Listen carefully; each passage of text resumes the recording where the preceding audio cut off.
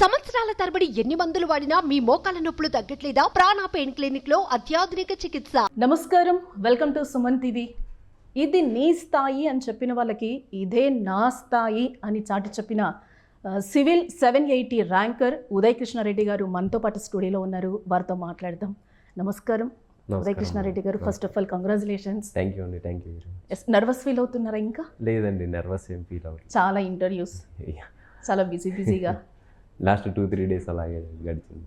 Yes, results వచ్చిన దగ్గర నుంచి నాకు ఒక చిన్న డౌట్ అండి. ఫస్ట్ ఇంటర్వ్యూలకి వెళ్ళే ముందు అంటే చాలామంది, అంటే నేను విన్న వరకు నా సర్కిల్లో 10th ఫెయిల్ అవ్వడం, లేకపోతే ఇంటర్ ఫెయిల్ అవ్వడం, సో ఇట్లా చేసి కానిస్టేబుల్కి వెళ్తూ ఉంటారు. లేకపోతే ఫస్ట్ కానిస్టేబుల్ చేయాలి అన్న వాళ్ళు కూడా ఒక దీంతో వెళ్తూ ఉంటారు. అంటే మీరు కానిస్టేబుల్గా చేశారు, తర్వాత సివిల్స్కి వచ్చారు, సివిల్స్లో కూడా ప్రిపేర్ అయ్యి మంచి ర్యాంక్ సాధించారు కదా. అంటే మధ్యలో ఏదో జరిగిందేమో అని అనిపిస్తుంది. అసలు ఏం జరిగింది? మీరు ఫస్ట్ కానిస్టేబుల్గా ఎందుకు వెళ్ళారు? అక్కడి నుంచి మీ జర్నీ సివిల్స్ వరకు. యాక్చువల్గా నాకు MBBS చేసి సర్జన్ అవ్వాలి, తర్వాత PG చేసి సర్జన్ అవ్వాలి అనేటువంటిది చాలా బలమైన ఆకాంక్ష. డాక్టర్ అవ్వాలనేటువంటిది. కానీ ఇంట్లో ఫ్యామిలీ కండిషన్స్ నాకు అకామిడేట్ చేయలేదు. ఎందుకంటే మా అమ్మగారు చిన్నప్పుడే నాకు 4.5 years వయసు ఉన్నప్పుడు చనిపోయారు. తర్వాత మా నాన్నగారు కూడా అంత వెల్ ఆఫ్గా ఉండేది కాదు. సో ఆయన క్యాపబుల్ అంటే చదివించలేకపోయారు. సో నేను ఇంటర్మీడియట్ చేసిన తర్వాత వొకేషనల్ ఎడ్యుకేషన్ చేశాను. దాంతోపాటు బైపీసీ బ్రిడ్జ్ కోర్స్ అనేటువంటిది రాయటం జరిగింది. సో అది రాసి ఒకసారి MSET కూడా రాయటం జరిగింది, కానీ అది నా వల్ల కాలేదు. సో అది ప్రత్యామ్నాయంగా ఇంకా పౌరులకి ఇంకంత మంచిగా ప్రజలకి సేవ చేస్తూ అందుబాటులో ఉండేటువంటి ఒక సంతృప్తికరమైనటువంటి వృత్తి ఏదైనా ఉందంటే అది ప్రభుత్వ ఉద్యోగాలు, అందులోనూ సివిల్ సర్వీసెస్ అనేటువంటి ఆలోచనతో నేను గ్రాడ్యుయేషను BAలో జాయిన్ అవ్వడం జరిగింది. కానీ అన్ఫార్చునేట్లీ మా నాన్నగారు డిగ్రీ 2nd yearలో ఉన్నప్పుడు చనిపోవడం జరిగింది. సో అప్పుడు మా అమ్మగారు లేరు, సో మా నాన్నగారు లేరు, మా బ్రదర్, మా నాయనమ్మ వీళ్ళందరూ ఉన్నారు కాబట్టి సో వాళ్ళ బాధ్యతలు కూడా నేను చూసుకోవాల్సి వచ్చింది. సో దానికి తోడు మా నాన్నగారు చనిపోయేదానికి ఒక 15-16 రోజుల ముందు అప్పుడు పోలీస్ కానిస్టేబుల్ నోటిఫికేషన్ అనేటువంటిది రావడం జరిగింది. అయితే ఆ సమయంలో మా నాన్నగారు అందరూ పిల్లలు హైదరాబాద్ వెళ్తున్నారు కానిస్టేబుల్ కోచింగ్ కానీ అట్లని, ప్లస్ గ్రౌండ్లో పరిగెత్తుతున్నారు, అసలు నువ్వేం చేయకుండా ఉన్నావేంటి అది ఇది అని చెప్పి అన్నారు. నేనుండి లేదు, నేను ఇంకా మంచి జాబ్ కొట్టాలి, దానికోసంగా చదువుతున్నాను. సో అందులో మళ్ళీ పరిగెట్టడం, ఈ ఎక్స్ట్రా ఫిజికల్ స్ట్రెంగ్త్ ఇటువంటి వాటికి చేయాల్సి వస్తుంది. సో దాంట్లో టైం కూడా ఉండకపోవచ్చు అంటే, లేదు ఏ రోజు ఎట్లా ఉంటుందో తెలియదు, నువ్వు అప్లికేషన్ అయితే పెట్టు, ఒకసారి దాన్ని రాయి, వచ్చిన తర్వాత వస్తే నీకు అప్పుడు నీ నిర్ణయం చూసుకుందు అని చెప్పారు. నేను అట్లాగే సరే మా నాన్నగారు చెప్పారు కదా, నేను అప్లై చేశాను. అట్లా చెప్పిన 16-17 రోజులకి మా నాన్నగారు చనిపోవడం జరిగింది. సో ఆయన ఎందుకో ఏదో పర్పస్ కోసం చెప్పారు అనే ఉద్దేశంతో ఇంకా నేను అప్పుడు కానిస్టేబుల్ ఎగ్జామ్ని సీరియస్గా తీసుకోవడం జరిగింది. తర్వాత అది అపీర్ అయినప్పుడు నాకు డిగ్రీ 2nd year లాస్ట్లో ఉన్నప్పుడే నాకు పోలీస్ కానిస్టేబుల్ జాబ్ రావడం జరిగింది. అప్పుడు మరి మధ్యలో నాన్నగారు లేరు, తర్వాత మీరు కానిస్టేబుల్గా సెలెక్ట్ అయ్యారు, వచ్చింది, అప్పుడు ఆ ఫీల్ ఎలా ఉండింది? మంచిగానే అనిపించింది. ఓకే, మా నాన్నగారు ఏదో ఏ రోజు ఎట్లా ఉంటుందో తెలియదు అన్నారు, బహుశా ఆయనకి ఇట్లాంటిది ఏదన్నా అర్థమైందేమో అని చెప్పి ఉద్దేశంతో ఓకే, నేను ఫస్ట్ నాకు అప్పటికి 19 years ఉండేది ఏజ్. సో నేను సివిల్స్ రాయాలి, లేకపోతే గవర్నమెంట్ జాబ్స్ గ్రూప్ 1 అటువంటి రాయాలన్నా కానీ 21 years ఏజ్. సో నేను ఈ 2 years జాబ్ చేస్తూ ప్రిపేర్ అవుతూ ఉందాము అని చెప్పేసి అనుకున్నాను. సో దట్ నాకు 21 వస్తుంది, ఈ టైం లోపల నేను మళ్ళీ సివిల్స్ అటెంప్ట్ చేయొచ్చు, లేకుంటే గవర్నమెంట్ ఇతర ఉద్యోగాలు రాయొచ్చు అని చెప్పి అనుకున్నాను.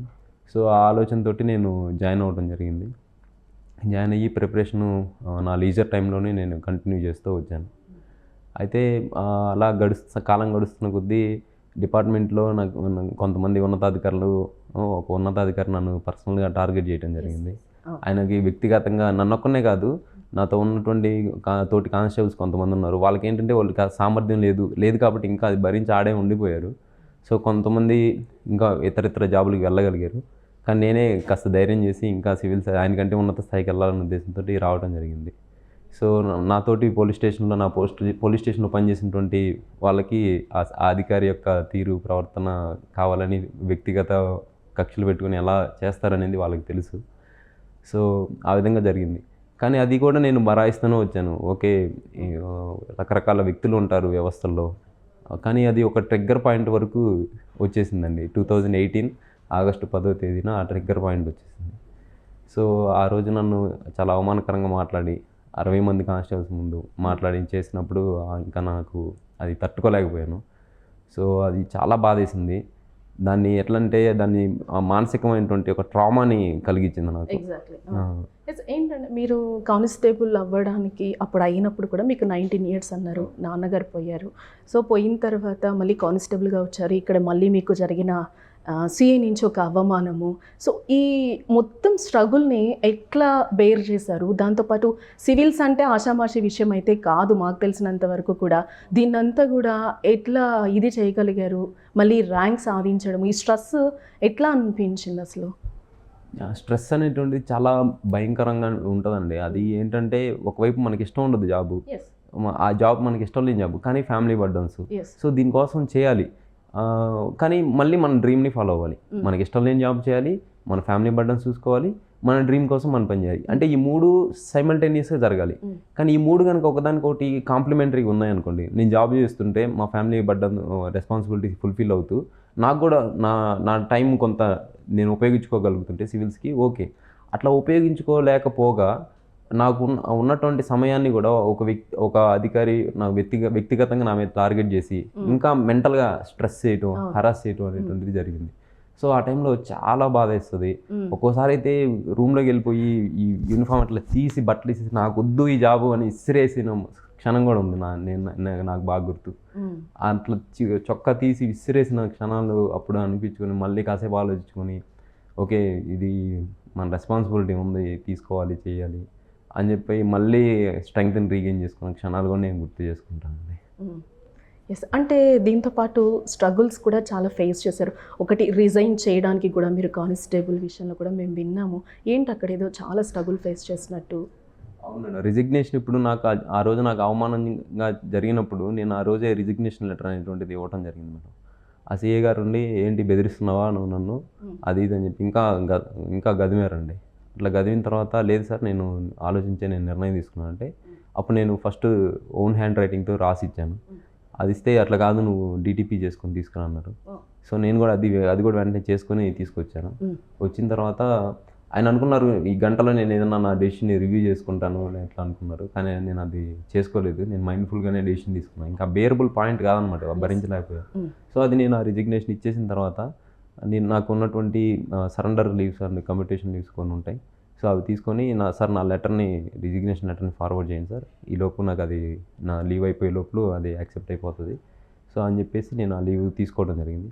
అది కూడా నేను ఆ స్టేషన్లో నాకు ఇవ్వలేదు ఆ లీవ్. సో నేను పక్క స్టేషన్లో నుంచి తీసుకోవడం జరిగింది. సో అంత నాకొక్కరికే కాదు ఇట్లా చేసింది ఆయన, ఇంకా మా ఫ్రెండ్స్ కొంతమంది ఉన్నారు. మహేంద్ర అని, ఆయన ఇప్పుడు ఎస్ఐగా చేస్తారు. అందరూ స్ట్రగుల్ అయ్యారు, బట్ మీరే బయటకు వచ్చేసారు. వాళ్ళకి ఆ సామర్థ్యం లేదు, వాళ్ళకి ఆ రెస్పాన్సిబిలిటీస్ని ఓకే మనం వదులుకుంటే ఎట్లా, ఈ జాబ్ వదులుకుంటే మళ్ళీ ఇదే మనకి. సో ప్లస్ వాళ్ళు చదివే సామర్థ్యం కూడా లేదనమాట. సో అందుకని భరిస్తూనే ఉండిపోయారు వాళ్ళు అట్లా. సో నేను ఒక్కనే ధైర్యం చేసి రావడం జరిగింది. సో నేను ఇచ్చిన రిజిగ్నేషన్ లెటర్ని నా పై అధికారులకి ఫార్వర్డ్ చేయలేదు. ఫార్వర్డ్ చేయకుండా దాన్ని అట్లాగే 1 year ఉంచి నా పేరు మీద నాకు ఆబ్సెంట్ రాశారు. జీడీలో పోలీస్ స్టేషన్ రికార్డ్స్లో ఆబ్సెంట్ రాసి నా మీద డెజర్టర్ నోటీస్ని సర్వ్ చేశారు. అంటే డెజర్టర్ అంటే ఏదైనా యూనిఫామ్ సర్వీస్లో ఉండి ఉద్యోగం నుంచి పారిపోయిన వ్యక్తి అనమాట. సో ఆ డెజర్టర్ నోటీస్ ఏంటి, నేను మెడికల్ లీవ్లో ఉన్న అంటే ఈ కమ్యూటేషన్ సరెండర్ లీవ్స్లో తీసుకొని ఆ లీవ్స్లో ఉన్నప్పటికి కూడా అంటే ఆయన కక్ష ఎంత స్థాయిలో ఉందో చూడండి. అట్లా చేసి దానికి 1 year డెజర్ట్ నోటీస్ని సర్వ్ చేసి నేను అప్పుడు ఢిల్లీకి వెళ్ళిపోయాను అనమాట ప్రిపరేషన్కి. నేను ఢిల్లీ నుంచి రాగానే నా మీద ఒక వ్యక్తిని నిఘా పెట్టారు. నేను ఢిల్లీ నుంచి వచ్చి ఇంటికి వెళ్ళగానే ఆ వ్యక్తి నా దగ్గరికి వచ్చేసారు. కానిస్టేబులే, ఆయన కూడా నా ఫ్రెండే. వచ్చి నీకు డెజర్ట్ నోటీస్ సర్వ్ చేయమన్నారు అని చెప్పి నాకు సర్వ్ చేశారు. నేను చూస్తే ఇది ఇట్లా డెజర్ట్ నోటీస్. సో నేను దాన్ని తీసుకొని దాన్ని రిప్లై ఇచ్చాను. ఇచ్చిన తర్వాత రిసీవ్డ్ అని రాసి ఇచ్చాను. ఆ డెజర్ట్ నోటీసు అంటే 1 year అయిపోయింది కదా, తీసుకొని నేను అప్పుడు ఉన్నటువంటి ప్రకాశం జిల్లా గౌరవనీయ ఎస్పీ గారు సిద్ధార్థ కౌశల్ ఐపీఎస్ గారి దగ్గరికి వెళ్ళటం జరిగింది.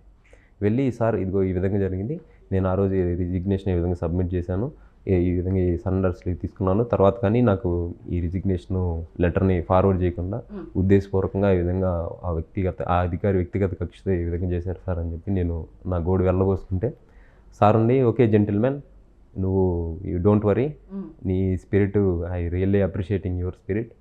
సో మీరు మీరు మనస్ఫూర్తిగా రిజిగ్నేషన్ చేస్తున్నారు కాబట్టి నేను దీన్ని ఆమోదిస్తాను, దీనికి ఒక సొల్యూషన్ తీసుకొస్తానని చెప్పి అప్పుడు మినిస్టీరియల్ స్టాఫ్లో ఉన్నటువంటి A2 క్లర్క్ ఉంటారు సత్యవాణి మేడం గారని, ఆ మేడం గారిని పిలిపించి ఇతనికి ఎట్లా చేయాలి అనేటువంటిది అడిగితే మేడం పోలీస్ మాన్యువల్స్ రూల్స్ అన్నీ చూసి దాని డీమ్ టు బీ ప్రొవిజన్ అని ఒకటి ఉంటుందండి, దాని ప్రకారం ఇతన్ని రిలీవ్ చేయొచ్చు మనం అని చెప్పేసి మేడం గారు చెప్పారు. చెప్తే అప్పుడు నా సర్వీస్ రికార్డ్ 5 yearsలో నాకు నాట్ ఈవెన్ సింగిల్ రిమార్క్ అండి. నా రికార్డ్ మొత్తంలో ఎటువంటి పనిష్మెంట్ లేదు, ఏమీ లేదు. సో ఆ రిమార్క్ లేకపోవడం చూసి అసలు వెంటనే రిలీవ్ చేయండి ఇతను అని చెప్పి ఆ రోజు నేను మార్నింగ్ సార్ని అప్రోచ్ అయ్యాను. ఈవినింగ్ కల్లా నాకు relieving order, last pay certificate అన్నీ వచ్చేసాయి. ఫ్యామిలీ బర్డెన్స్ అని అన్నారు, అది కూడా సైమిల్టేనియస్గా చూడాలి, సివిల్స్ ప్రిపేర్ అవ్వాలి, ప్లస్ మళ్ళీ సిఐ అక్కడ మీకు పెడుతున్న టార్చర్ ఒకటి, ఆ స్ట్రెస్ని తీసుకోవాలి. మీరు ఆ చిరాకు వచ్చేసారు, జాబ్ మానేయాలి, ఇంక ఇది కాదు నా లక్ష్యము వేరే ఉంది, అదంతా తీసుకోలేకపోయి మీరు వచ్చేసారు. బయటకు వచ్చిన తర్వాత ఇక్కడ ఫ్యామిలీని ఎట్లా బ్యాలెన్స్ చేశారు? అవునండి, చాలా మంచి ప్రశ్న. ఎవరు నన్ను అడగలేదు ఇప్పటివరకు, మీరు బాగా అబ్జర్వ్ చేశారు. ఫ్యామిలీ బ్యాలెన్స్ ఎటు నేను 5 years చేసినప్పుడు నా సేవింగ్స్ని నేను ఉంచిపెట్టానండి.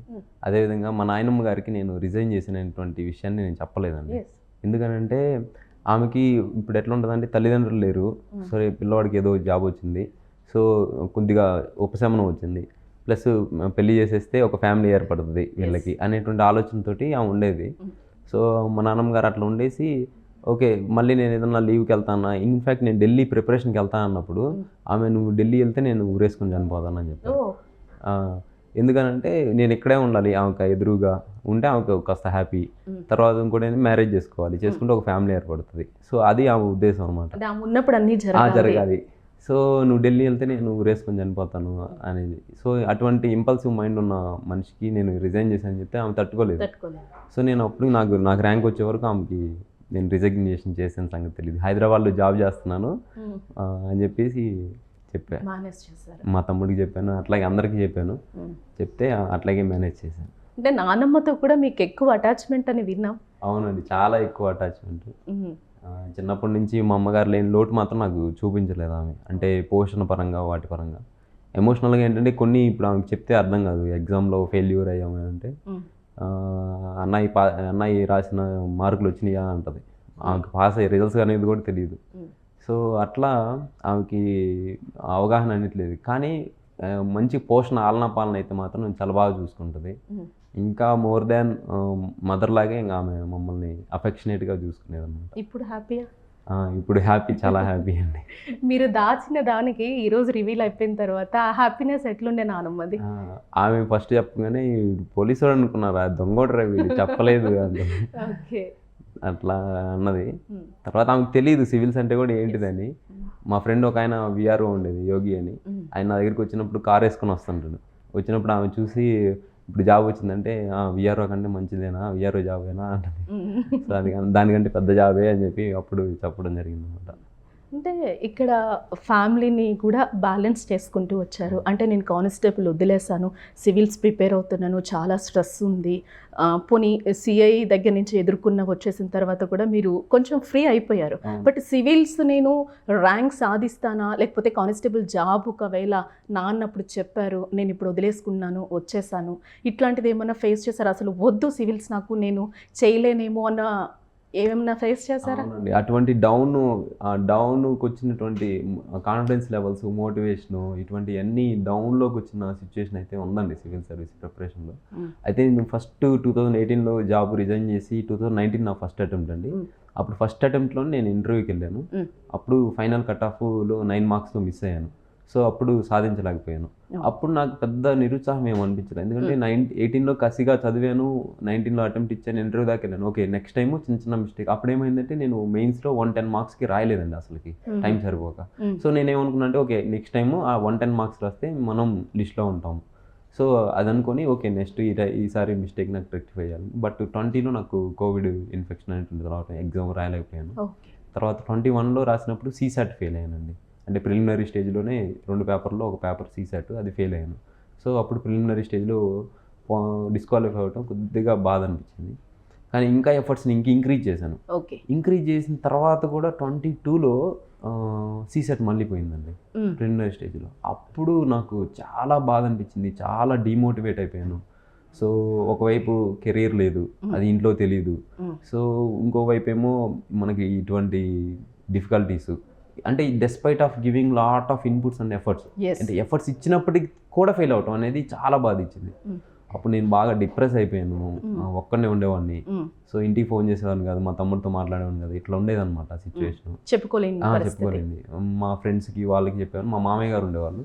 నేను రిజైగ్నేషన్ చేసింది ఆయనకును యోగి అని ఇంకో ఫ్రెండ్ ఉన్నారు, ఆయనకి వాళ్ళిద్దరికి తెలుసు. సో వాళ్ళిద్దరికి తెలుసు. ఇంకా నేను అది షేర్ చేసి వాళ్ళతో మాట్లాడేవాడిని. అది మా మామయ్య గారు చెప్పేవాళ్ళు, ఖచ్చితంగా ఏదో ఒక రోజు నీకు వస్తుంది, సో దాన్ని ఇవన్నీ అధిగమించాలి నువ్వు అని చెప్పేవాళ్ళు.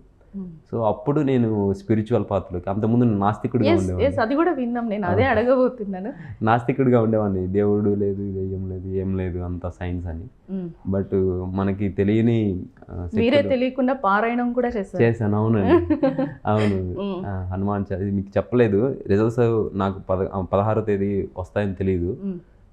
కొద్దిగా ఎందుకో నాకు నెగిటివ్ ఫీలింగ్, అట్లా కొద్దిగా భయం వేస్తూ ఉన్నది, రిజల్ట్స్లో లిస్ట్లో పేరు ఉంటుందా లేదా అనేటువంటిది. సో నేను ఆ భయం వచ్చినప్పుడు స్టార్ట్ అయినప్పుడు నేను హనుమాన్ చాలీసా పారాయణం స్టార్ట్ చేశాను. సో రోజు మార్నింగ్ బ్రహ్మ ముహూర్తంలో లేసేవాడిని, 3:45 ఆ టైంకి లేచి నిష్టగా హనుమాన్ చాలీసా పారాయణాన్ని 11 సార్లు చేశాను. ఇన్సిడెంటల్లీ ఇది మీరు కోరిలేషన్ అనుకోవచ్చు, ఏమైనా అనుకోవచ్చు. అదే 12వ తేదీ వస్తాయన్నారు రిజల్ట్స్, కానీ ఆ రోజు రాలేదు. తర్వాత 15వ తేదీ వస్తాయన్నారు, ఆ రోజు రాలేదు. కానీ 16వ తేదీ వస్తాయి అని చెప్పి 16వ తేదీ వచ్చాయి. అదే రోజు ఇక్కడ అశోక్ నగర్, వివేక్ నగర్లో ఒక హనుమాన్ టెంపుల్ ఉంటుందా, అది స్వయంభూ టెంపుల్. అక్కడ నేను 11 రోజులు, అంటే నా 11వ రోజు 16వ తేదీకి అయిపోతుంది. సో 11వ రోజు హనుమాన్ చాలీసా పారాయణం అయ్యింది. అదే రోజు ఆ గుడిలో హనుమాన్ చాలీసా పారాయణం ప్లస్ హనుమాన్ కార్యసిద్ధి హోమం, అంటే ఏదైనా ఒక కార్యాన్ని అనుకుంటే దాన్ని నెరవేర్చేటువంటి హోమం అనమాట. ఆ హోమం చేస్తే దాంట్లో నేను పాల్గొన్నాను. సో పాల్గొని నేను ఇంటికి వచ్చి అక్కడ సుందరకాండలో కొన్ని చాప్టర్స్ చదువుతూ ఉన్నాను, అంటే మనోనిబ్బరం కోసం, రిజల్ట్స్ వస్తాయి అన్నారు కాబట్టి. అది చదువుతున్నాను, సడన్గా రిజల్ట్స్ వచ్చాయి, లిస్ట్లో పేరు ఉన్నాయి. I'm very much thankful to the almighty. అంటే మీరు ఇప్పుడు అన్నారు నాస్తికుడు, మీరు బేసిక్గా సైన్స్నే నమ్ముతారు, అంటే ఎందుకు మళ్ళీ ఇటువైపు వచ్చి మీరు పారాయణం చెయ్యాలి అని ఎందుకు సడన్గా, అప్పటి వరకు మీరు చెయ్యని వాళ్ళు సడన్గా మీకు సివిల్స్ రిజల్ట్ వస్తున్నాయి అని అనే వరకు దేవుడి దగ్గరికి వెళ్ళిపోయారు, ఎందుకు అట్లా? సివిల్స్ రిజల్ట్స్ వస్తున్నాయనే అప్పుడు కంటే దాని ముందు నుంచి కూడా నేను బిలీవ్ చేయడం స్టార్ట్ చేశాను. అయితే నన్ను అంటే ఈ వైపు డివైన్ పాత్రలోకి తీసుకొచ్చింది, స్పిరిచువల్ పాత్రలోకి తీసుకొచ్చిన ఆస్పెక్ట్స్ ఏంటంటే, నేను కొన్ని చర్యలు చేస్తూ ఉన్నాను, డెస్పైట్ నేను చాలా ఎఫర్ట్స్ పెడుతూ ఉన్నాను. ఈ క్రమంలో కొన్నిసార్లు ఏమైందంటే, ఇన్సిడెంటల్లీ నేను ఒక చర్యని ఒక మనిషికి చేశాను. నేను ఒక చర్యని, ఒక ఇన్సిడెంట్ని, లేకపోతే ఒక యాక్ట్ని, అదే రకమైనటువంటి కర్మ నాకు మళ్ళీ తిరిగి అదే కాంటెక్స్లో, అదే విధంగా, అదే రూపంలో నాకు రావడం జరిగింది. అది మంచి జరిగింది, చెడు జరిగింది. సో రెండు జరిగినప్పుడు నాలో ఒక ఇంక్విజిటివ్నెస్ స్టార్ట్ అయింది. ఏంటి కర్మ సిద్ధాంతం, మనం ఏంటంటే సివిల్స్లో ఎథిక్స్ కోసం వాటి కోసం చదువుతాం, ఎథిక్స్ పేపర్స్ కర్మ సిద్ధాంతం. సో అటువంటి కర్మ సిద్ధాంతం అనేటువంటి నాకు రియల్ లైఫ్లో ఎక్స్పీరియన్స్ అయిన తర్వాత నేను దాని గురించి కొద్దిగా అధ్యయనం చేయడం అనేటువంటిది స్టార్ట్ చేసిన తర్వాత నాకు ఆ కర్మ సిద్ధాంతం మీద విశ్వాసం ఎక్కువైంది, ఎందుకంటే నేను దాన్ని ఎక్స్పీరియన్స్ అయ్యాను కాబట్టి. దాని తర్వాత ప్రతి మనుషులు, అంటే మొత్తం నా స్పిరిచువల్ జర్నీలో నాకు నచ్చేటువంటి ఒకే ఒక్క, అంటే నా కోర్ ఫిలాసఫీ ఏంటంటే, ప్రతి జీవిలో దేవుడు ఉంటాడండి. నేను అదే అడగబోతున్నాను. అలాగే మీరు జంతువులనైనా ప్రకృతినైనా బాగా ఇష్టపడతారని అన్నారు. ఆ జంతువుల ద్వారానే మీకు ఏదో జరిగింది, ఇటువైపు నుంచే మీరు స్పిరిచువల్ వైపుకి వచ్చారనేది నాకు ఒక డౌట్. అంటే అది కూడా కొంతవరకు నిజమండి. ఫస్ట్ నుంచి నాకు అంటే జంతువులు అంటే చాలా ఎన్నవాడినటువంటి అభిమానం. చిన్నప్పుడు నాకు బాగా గుర్తు, మేము కోళ్ళను పెంచేది మా ఇంట్లో. వాటిని మా నాన్నగారు ఏంటంటే మామూలుగా ఇంట్లో పెంచిన కోళ్ళని కోసుకొని ఇట్లా తింటా ఇట్లా చేస్తుంటారు రైతులు, వాళ్ళు వీళ్ళు వాటిని. కానీ నేను అది కొయ్యనీయలేదు మా నాన్నగారు, నేను ఏడుస్తూనే ఉన్నా స్కూల్కి వెళ్ళా అప్పట్లోనే. ఇంకా కోసుకుందాం అది ఇది అని అంటే, లేదు నేను స్కూల్కి కూడా వెళ్ళనని చెప్పి ఏడుస్తూనే ఉన్నా. ఏడుస్తుంటే పోరా నువ్వు జిడ్డులా తలుపుతున్నావు వదిలేసాను. సో అప్పటి నుంచి ఆ అప్రోచ్ ఉండేది. కానీ అది బలంగా ఇంకా ఇంకా ఇంకా ఎట్లా పెరిగిందనంటే రీసెంట్గానే ఒక 10 days బ్యాక్, అంటే నాకు ముందు నుంచి జంతువులు నేను అప్పుడు కానిస్టేబుల్ చేసేటప్పుడు నైట్ పెట్రోలింగ్స్ ఉన్నాయి. అప్పుడు నైట్ పెట్రోలింగ్స్ బీట్స్ ఇట్లా ఉంటాయి అన్నమాట. ఆ బీట్స్ అప్పుడు ఏంటంటే జనాలు ఎవరు ఉండరు. అప్పుడు నైట్ ఈ స్ట్రే డాగ్స్ కావచ్చు ఇవి తిరుగుతూ ఉంటాయి. సో అప్పుడు మనకి క్లియర్ పిక్చర్ తెలుస్తుంది అవి ఎంత సఫర్ అవుతున్నాయని. అదేవిధంగా కొన్ని హైవేస్లో అయితే యాక్సిడెంట్ అవుతాయి. ఈ బర్రెలు, ఆవులు ప్లస్ ఈ కుక్కలు ఇటువంటి నైట్ అయితే తిరుగుతుంటాయో వాటిని వెహికల్స్ కొట్టేస్తాయి, వెళ్ళిపోతాయి. ఇంకా వీళ్ళు ఏదో పని మీద వెళ్తుంటారు కార్లో. సో అది కొట్టిన తర్వాత ఏదో సారీ ఫీల్ అవుతారు, అయ్యో దేవుడా అనుకుంటారు, వాటికి ఏదో నీళ్లు పోస్తారు, వెళ్ళిపోతారు.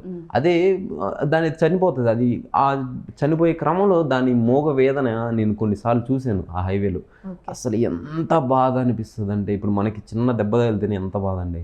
సో అది వాటి బాధ వర్ణనాతీతం. అదే ఒక వెల్ ఎస్టాబ్లిష్డ్ 109, మనకి 108 అంబులెన్స్ సర్వీస్ ఎట్లయితే ఉందో 109 అనేటువంటి ఒక సర్వీస్ కనుక ఉండి 247 కాల్ సెంటర్స్ ఉంటే, ఆ యాక్సిడెంట్ చేసిన వ్యక్తితో లేకపోతే ఇంకో చూసిన వ్యక్తితో వెంటనే ఫోన్ చేసి, సార్ పలానా చోట ఇట్లా యాక్సిడెంట్ అయింది, ఈ ఆవు లేకపోతే ఈ జీవి ఎట్లా ఉంది అని చెప్పి లొకేషన్ షేర్ చేసేస్తే వాళ్ళు వచ్చి దాన్ని తీసుకెళ్ళి దాన్ని సేవ్ చేస్తారు. ఎంత బ్యూటిఫుల్ థింగ్ అండి అది. అది అందుకనే మీరు అనుకుంటున్నారు ఉదయ్ గారు, బట్ అది ప్రాక్టికల్గా వర్కౌటా? చట్టాలు మీకు మళ్ళీ గవర్నమెంట్ సపోర్ట్ ఇదంతా ఎట్లా అవుతుందంటే? ఖచ్చితంగా ప్రాక్టికల్గా వర్కౌట్ చేయించాలండి. ఎందుకంటే ఇప్పుడు మనం సస్టైనబుల్ డెవలప్మెంట్ గురించి మాట్లాడుతున్నాం, వన్ హెల్త్ అనేటువంటి యానిమల్ హెల్త్ గురించి మాట్లాడుతున్నాం. మీకు ఒక విషయం తెలుసా, హనీ బీస్ ఉంటాయి, తేనెటీగలు.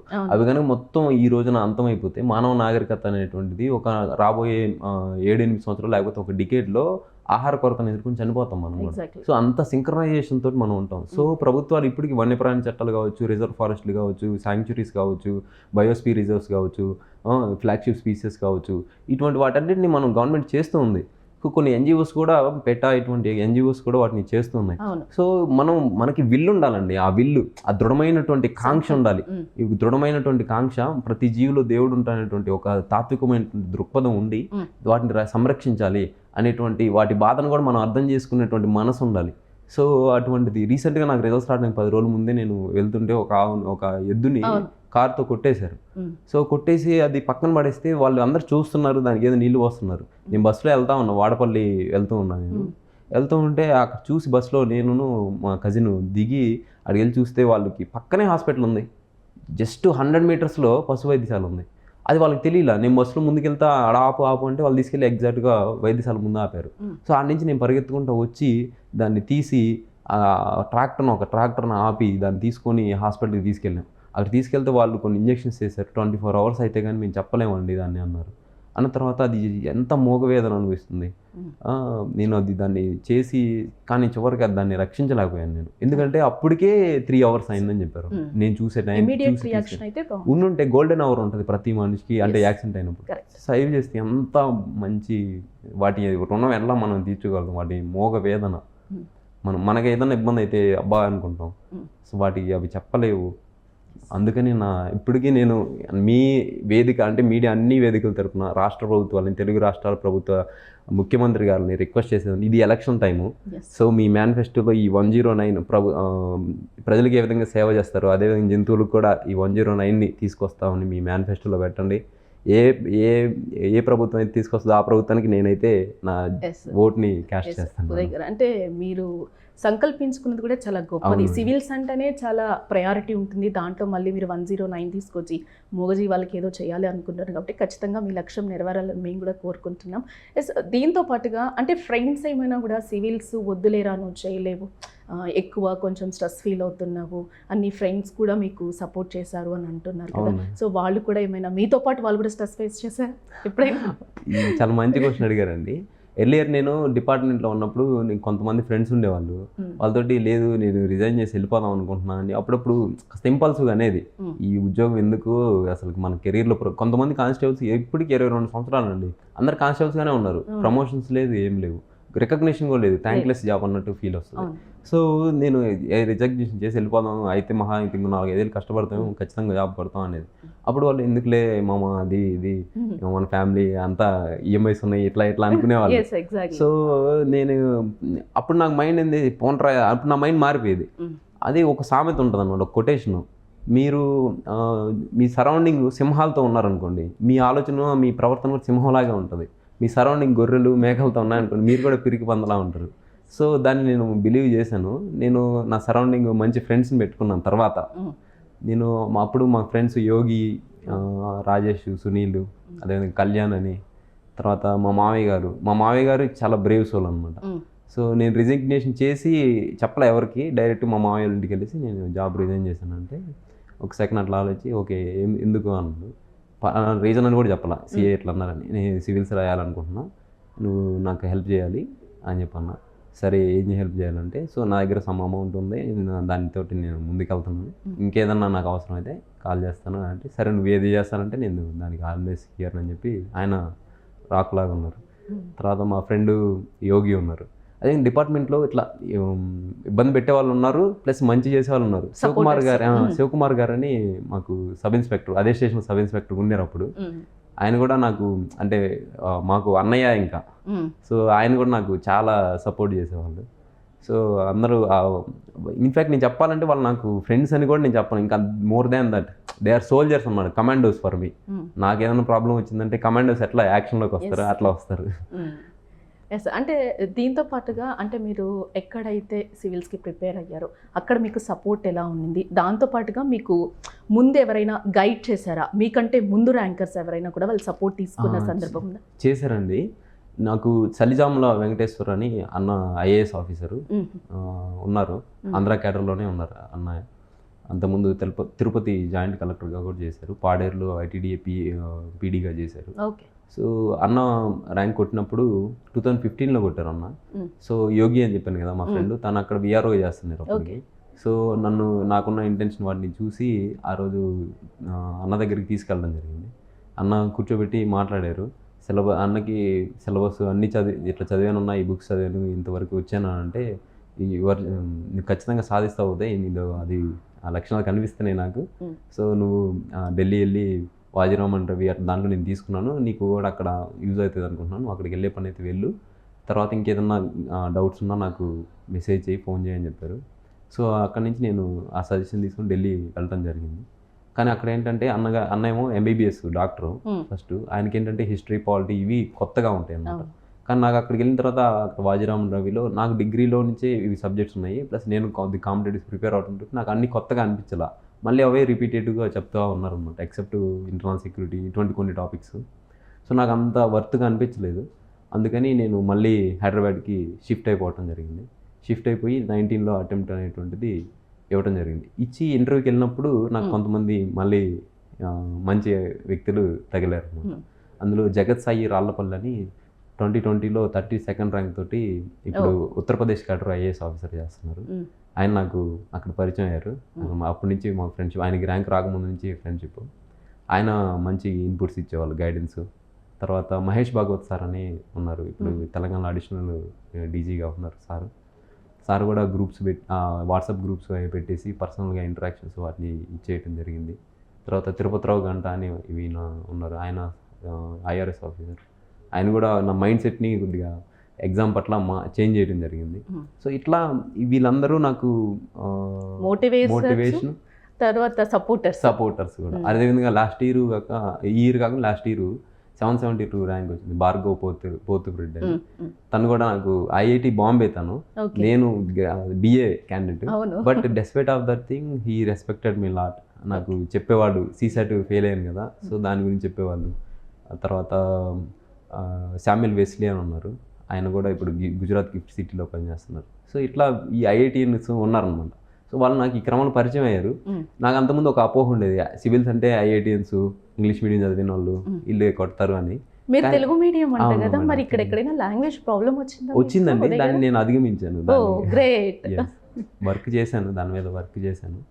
సో ఎవరైతే ఐఐటిన్స్ వల్ల నాకు నా సెల్ఫ్ డౌట్ వచ్చిందో, మళ్ళీ వాళ్ళ వల్లే నాకు అంటే నా గురించి తెలిసిన తర్వాత వాళ్ళు ఇంకా దే ఫెల్ట్ మోటివేటెడ్ అండ్ వాళ్ళు నాకు ఇంకా హెల్ప్ చేశారు. చేసి అప్పుడు నాకున్న మిత్తు పోయింది, అంటే ఐఐటియన్సే సాధిస్తారు అనేటువంటి మిత్తు పోయి నాకు ధైర్యం వచ్చింది అనమాట. సో ఆ విధంగా వచ్చింది. ఇంకా రిగార్డింగ్ ఇంగ్లీషు మీరు అడిగిన దానికి వస్తున్నట్టయితే, నేను ఫస్ట్ నుంచి అన్ని తెలుగు మీడియం అండి. స్కూలింగ్ అంతా జిల్లా పరిషత్ హై స్కూల్ ఊళ్ళపాలెంలో జరిగింది. తర్వాత intermediate Jawahar Bharati junior college government aided కాలేజీలోనే జరిగింది. డిగ్రీ కూడా అక్కడే జరిగింది, government degree college Jawahar Bharati degree college అక్కడ. సో ఈ క్రమంలో ఏంటంటే మనం సివిల్ సెలక్షన్ తీసుకున్నాం. సో దానిలో preliminary question paper, mains question paper అన్నీ ఇంగ్లీష్లోనే ఉంటాయి. సో కొన్ని స్టాండర్డ్ టెక్స్ట్ బుక్స్ కూడా మనకి ఇంగ్లీష్ మీడియంలో ఉంటాయి. సో నేను దీనికోసం ఏం చేశాను అంటే స్కూల్లో పెద్దగా నేను స్కూల్కి వెళ్ళింది కాదు. సో ఆ స్కూలింగ్ అంతా దెబ్బతినింది. సో నేను ఇంటర్మీడియట్ నుంచి అంటే 10th తర్వాత నుంచి మంచిగా స్టడీస్ మీద ఫోకస్ చేశాను. అలా చేసినప్పుడు నేను మళ్ళీ క్లాస్ 1 బుక్స్ తీసుకున్నా. క్లాస్ 1 నుంచి 10th వరకు స్టేట్ సిలబస్ బుక్స్ అన్ని తీసుకొని వాటిలో ఇంగ్లీష్ సబ్జెక్ట్స్ అంతా చదివాను. తర్వాత మళ్ళీ ఎన్సీఆర్టీ చదివాను. ఎన్సీఆర్టీలో కూడా ఇంగ్లీష్ సబ్జెక్ట్ తీసుకొని చదివాను. దాని తర్వాత ఐసీఎస్ సిలబస్ ఉంటాయో అవి కొన్ని టాపిక్స్ చదివాను. దీంతోపాటు రేమండ్ మర్ఫీ అనే ఒక బుక్ ఉంటుందండి, the essentials of English grammar అని ఒక బుక్ ఉంటుంది. రేమండ్ మర్ఫీ అది basic, intermediate, advance level 3 levels ఉంటాయి ఆ బుక్. ఆ 3 బుక్స్ని నేను వాటిలో 2 బుక్స్ని కంప్లీట్ చేయడం జరిగింది. సో అది 2 బుక్స్ కంప్లీట్ చేస్తే more than sufficient. And daily Hindu news paper చదవటం, దాంట్లోంచి వొకాబులరీని నోట్ చేసుకోవడం, ఇటువంటివి చేయడం జరిగింది. చేతన్ భగత్ గారి నావల్స్ ఉంటాయి, అవి చాలా లూసిడ్ ఇంగ్లీష్లో ఉంటాయి, చాలా కొలోకియల్ లాంగ్వేజెస్లో అట్లా ఉంటాయి. సో వాటిని చదవటం ద్వారా మనకి ఇంగ్లీష్ మంచిగా ఫ్రేజెస్ బిల్డప్ చేసుకోవటం, కన్వర్జేషన్ స్కిల్స్ బిల్డప్ అవటం, ఇటువంటివి కూడా జరిగాయండి. సో ఈ విధంగా ఇంగ్లీష్ని అధిగమించాను. ఓకే, అంటే మీరు ఇంటర్వ్యూ వరకు వెళ్ళినప్పుడు కూడా అక్కడ లాంగ్వేజ్ ఎలాంటివి ప్రిఫర్ చేస్తారు? అంటే మనం ఇంటర్వ్యూకి వెళ్ళేటప్పుడు కూడా వే ఆఫ్ డ్రెస్సింగ్ కానీ ఎట్లా ఉంటుంది అక్కడ, ఆఫీసర్స్ కూడా మన రిసీవింగ్ కానీ ఎట్లా ఉంటుంది ఒకసారి ఏమైనా చెప్తారా? ఖచ్చితంగా చెప్తానండి. మనం ఇంటర్వ్యూకి మనం రీజనల్ లాంగ్వేజ్ని కూడా ఆప్ట్ చేసుకోవచ్చు అండి. ఓకే, రీజనల్ లాంగ్వేజ్ని ఆప్ట్ చేసుకోవచ్చు. కానీ ఇక్కడ సమస్య ఏంటంటే మనం వాళ్ళు బోర్డులో ఉన్నటువంటి మెంబర్స్ అయితే అందరూ రీజనల్ లాంగ్వేజ్ వాళ్ళు ఉంటారండి. సో ఒక యూపీఎస్సీ మెంబర్ చైర్పర్సన్గా ఉంటారు, మిగతా 4 సభ్యులు వివిధ రంగాల నుంచి నిపుణులు, ఆయా బ్యూరోక్రాట్స్, సీనియర్ బ్యూరోక్రాట్స్ వస్తారండి. అయితే అక్కడ మనం తెలుగులో ఆప్ట్ చేసుకుంటే మనకి పక్కన ట్రాన్స్లేటర్ ఉంటారండి. ఇంటర్వ్యూ రూమ్లో ట్రాన్స్లేటర్ని అరేంజ్ చేస్తారు. అరేంజ్ చేసి ఆ ట్రాన్స్లేటర్ మనం తెలుగులో చెప్తే దాన్ని ఇంగ్లీష్లోకి ట్రాన్స్లేట్ చేసి చెప్తారు. సో అటువంటి ఫెసిలిటీ ఉంది. కానీ మళ్ళీ రిగార్డింగ్ ఇంటర్వ్యూ ప్యానల్ సభ్యులు వాళ్ళ విషయానికి వచ్చినట్టయితే మనకి కొన్ని మిత్తులు ఉన్నాయండి. ఐఏఎస్ ఇంటర్వ్యూ అంటే బాగా స్ట్రెస్కి గురి చేసేస్తారు, భయపెట్టేస్తారు, ఏదేదో పిచ్చి పిచ్చి క్వశ్చన్స్ అడుగుతారు. సో వాటిని డిఫికల్ట్ క్వశ్చన్స్ అడుగుతారు, నిన్ను భయపెట్టేస్తారు. ఇటువంటి అసలు అట్లే నేను అందుకే మిమ్మల్ని ఈ క్వశ్చన్ అడగడం కూడా ఏంటంటే చాలా వరకు అక్కడి వరకు వచ్చిన తర్వాత ఇంటర్వ్యూ ఫేస్ చేయడం అనేది చాలా వరకు ఉంటుంది. సివిల్స్ ప్రిపేర్ అవ్వడానికే చాలా స్ట్రెస్ తీసుకుంటారు సార్. తర్వాత అదంతా మళ్ళీ అక్కడి నుంచి అయితే ఇంకోటి ఇంటర్వ్యూ నేను ఫేస్ చేయగలుగుతానా, లేకపోతే రిటర్న్ వచ్చేస్తానా, కష్టం అంతా వృధానా అన్నట్టు ఉంటుంది. సో అందుకని నేను మిమ్మల్ని గుడ్ క్వశ్చన్ మేడం. అక్కడ ఎట్లా ఉంటుందంటే చాలా ఫ్రెండ్లీగా ఉంటారండి, బోర్డు చాలా కార్డియల్గా ఉంటారు, మనల్ని ఇంకా ఈజ్ చేస్తారు. మన ఓకే మీరు క్రిటిసైజ్ అనేది కూడా విన్నాను, క్రిటిసైజ్ కూడా చేయరండి, అసలుకి క్రిటిసైజ్ కూడా చేయరు వాళ్ళు. అక్కడ ఉన్నటువంటి గౌరవ సభ్యులందరూ మనల్ని మన చేత మాట్లాడిస్తారు. మీరు మాట్లాడండి, యూ ప్లీజ్ క్యారీ అని చెప్పి చెప్తారు. ఒకవేళ మనకి ఏదైనా తెలియలేదు అనుకోండి, మేడం ఇది నాకు తెలియలేదంటే ఓకే నో ప్రాబ్లం అని చెప్పి మనకు తెలిసిన రంగం వైపు లేకపోతే తెలిసిన టాపిక్ వైపు ఆ కన్వర్జేషన్ డైరెక్ట్ చేస్తారు. ఓకే, అక్కడ కూడా సపోర్ట్ చేస్తారు. ఓకే, అంటే it is not about cross examination అండి. మన నాలెడ్జ్ ఆల్రెడీ ప్రిలిమ్స్ మెయిన్స్ లో టెస్ట్ అయిపోయింది. ఇక్కడ ఎట్లా అంటే మీరు ఎటువంటి వ్యక్తి, మీ ఆలోచన సరళ ఎటువంటిది, స్ట్రెస్ఫుల్ సిచ్యువేషన్ లో మీరు ఎటువంటి ఏ విధంగా స్పందిస్తారు, సో మీరు మీ ఆలోచన ధోరణి ఎటువంటిది, మీకు బృంద స్ఫూర్తి ఉందా లేదా, ఒక ఫ్యాక్ట్ ని మీరు క్రిటికల్ అనాలిసిస్ చేసి దాన్ని అనలిటికల్ గా ఆలోచించగలుగుతారా లేదా, లేకపోతే మీకు ఎమోషనల్ ఇంటెలిజెన్స్ ఉందా లేదా, మీరు సోషల్ ట్రైట్స్ ఎలా ఉన్నాయి, సో లాజికల్ కోరిలేషన్ ఎలా చేయగలుగుతున్నారు, సో మీకు ఒక డిస్ట్రిక్ట్ని ఇచ్చినప్పుడు మీరు అడ్మినిస్ట్రేటివ్ ఎబిలిటీస్ ఎలా ఉన్నాయి, ద కాన్స్టిట్యూషనల్ అప్రోచ్ అంటారు. మీరు ఏదైనా ఒక అంశాన్ని ఆలోచించేటప్పుడు కాన్స్టిట్యూషనల్ పర్స్పెక్టివ్లోంచి థింక్ చేయాల్సి ఉంటుంది. సో కాన్స్టిట్యూషన్ అనేటువంటి ఇప్పుడు హిందువులకి భగవద్గీత, ముస్లిమ్స్కి ఖురాను, క్రిస్టియన్స్కి ఎటువంటి బైబిల్ ఎటువంటిదో, అట్లాగే భారతదేశాన్ని ముందుకు నడిపేదానికి కాన్స్టిట్యూషన్ అనేటువంటిది ఒక మోరల్ కంపాస్. సో ఆ అప్రోచ్లో మీరు ఆలోచిస్తున్నారా లేదా, లేకుంటే మీరు ఆ ఆలోచనలు అనేటువంటి రాడికల్ వైపుగా ఉన్నాయా, డ్రాస్టిక్ చేంజెస్ ఉన్నాయా, లేకపోతే ఫేజ్ వైజ్గా మీరు చేంజెస్ని తీసుకురాగలుగుతున్నారా లేదా, సో మీరు ఎంతవరకు డిటర్మైన్డ్గా ఉన్నారు పబ్లిక్ సర్వీస్కి, సో లింగ సున్నితత్వం అంటే జెండర్ సెన్సిటివిటీ, ఉమెన్ని మీరు ఎంతవరకు సెన్సిటివ్గా చూడగలుగుతున్నారు, చిల్డ్రన్ సెన్సిటివిటీ, ఇటువంటి అన్ని ఆస్పెక్ట్స్ని వాళ్ళు టెస్ట్ చేస్తారండి. So that is what interview is. మన నాలెడ్జ్ మనకు తెలియకపోతే మనం తెలియకుండా తెలియదు అని చెప్పాము కదా, దానికి ఆన్సర్కి దానికి మార్క్స్ ఉండవు. మనకి తెలిసిన క్వశ్చన్ అడుగుతారు, దానికి మనం ఎట్లా రియాక్ట్ అవుతాం దాని మీద మనల్ని పర్సనాలిటీని అసెస్ చేస్తారు. అంటే అక్కడి నుంచి మనం బయటకు వచ్చిన తర్వాత ఓకే నేను ఫేస్ మంచిగా చేశాను, ఇంటర్వ్యూ బాగా చేశాను అని ఎప్పుడు ఫీల్ అవుతారు? నాకైతే నేను 2 ఇంటర్వ్యూస్ ఫేస్ చేశాను కదండి. 2 ఇంటర్వ్యూస్ ఫేస్ చేసినప్పుడు 2019 అటెంప్ట్ అప్పుడు అంటే 20లో ఇంటర్వ్యూ అవుతుంది. అప్పుడు గౌరవనీయ సభ్యులు సుజాత మెహతా మేడం గారు బోర్డు వచ్చింది. సో ఆ బోర్డు చేసి వచ్చిన తర్వాత అది ఆ ఇంటర్వ్యూ చేసి బయటకు వచ్చినప్పుడు నాలో మైండ్ ఒక రకమైన కన్ఫ్యూజన్ ఉంది, అది ఎట్లా జరిగింది ఇంటర్వ్యూ అనేటువంటిది. సో నేను బాగా చెప్పానా లేదా, కొన్ని క్వశ్చన్స్ చెప్పలేకపోయాను. సో అప్పుడు కన్ఫ్యూజన్ ఉంది. కానీ నేను 23 అటెంప్ట్లో బీబీ స్వైన్ గారు, గౌరవనీయ సభ్యులు బీబీ స్వైన్ గారు బోర్డు వచ్చింది. అది చేసి బయటకు వచ్చినప్పుడు ఎస్ నేను ఖచ్చితంగా అవుతుంది అనిపించింది. ఎందుకంటే ఆ ఇంటర్వ్యూ అలా చాలా బాగా జరిగింది. అంటే నా ఇంగ్లీష్ కూడా చాలా వాగ్దాటితో జరిగింది. ఫైనల్గా నాకు బీబీ స్వైన్ గారు ఇచ్చినటువంటి కాంప్లిమెంట్ నేను మర్చిపోలేను.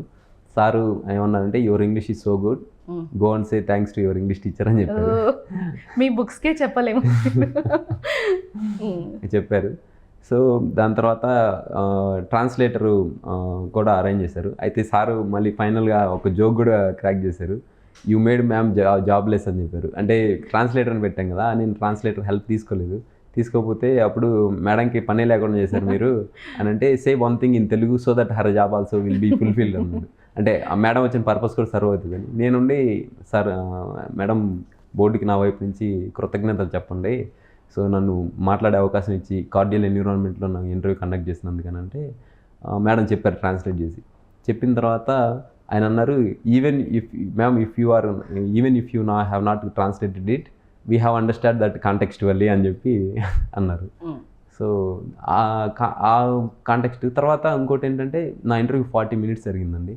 మధ్యలో Swain sir, the conversation with you is very interesting and pleasing, but after you there are some one two interview, so please conclude it briefly అని చెప్పి దాని 4th member క్వశ్చన్స్ అయిన తర్వాత 5th memberకి చెప్పారు. సో ఆ సైన్స్ అన్ని చూసిన తర్వాత నాలో కాన్ఫిడెన్స్ బాగా పెరిగి హ్యాపీనెస్ ఎగురుతా వచ్చాను బయటికి. ఓకే, అంటే ఎంతమంది ఉంటారు అక్కడ మీకు ఆఫీసర్స్ అడగడానికి? 5 సభ్యులు ఉంటారండి.